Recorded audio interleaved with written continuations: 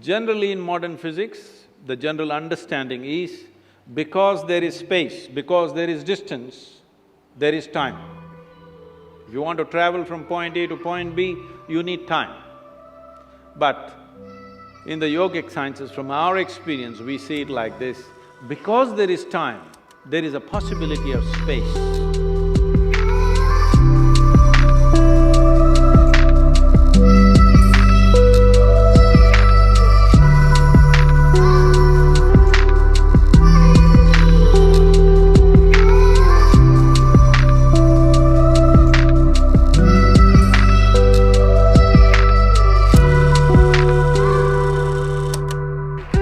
Time in the yogic sciences, modern physics always grapples with these two dimensions, time and space, or space and time, that's how they refer to it.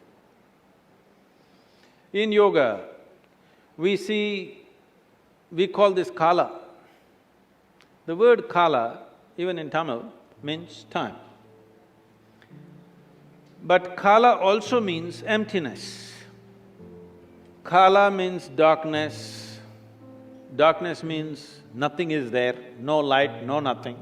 That is empty space. Kala means time. So we are using the same word for time and space. We just have a distinction called kala and mahakala. There is time which is caused by revolutions of physical dimensions of life. When I say revolutions of physical dimensions, everything that's physical is in a circular moment. Whether it's an atom or it's a whole cosmos, everything is in circular moment. The planets, the universes, everything. Everything that's physical essentially is in circular moment.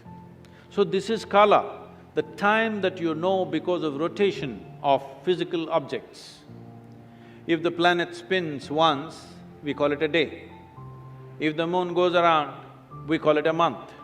If the planet goes around the sun, we call it a year. This is the only way you know time. So time that you know is only by cycles. There is a time which is beyond physical nature, which is not because of circular motion of physical objects. This we call as mahakala. Mahakala includes the space also. Generally in modern physics, the general understanding is because there is space, because there is distance, there is time. If you want to travel from point A to point B, you need time.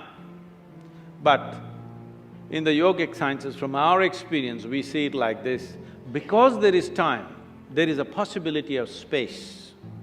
It's very beautifully put by Adiyogi over 15,000 years ago. When these seven sages, his first disciples, asked him, what is the nature of this cosmos? Where does it begin? Where does it end? How big is it? He laughed and he said, your cosmos, I can pack it into a mustard seed. Very efficient packing, isn't it? He said, this entire cosmos, I can pack it into a mustard seed because it is only a consequence of time. The space and the distance is only a consequence of time.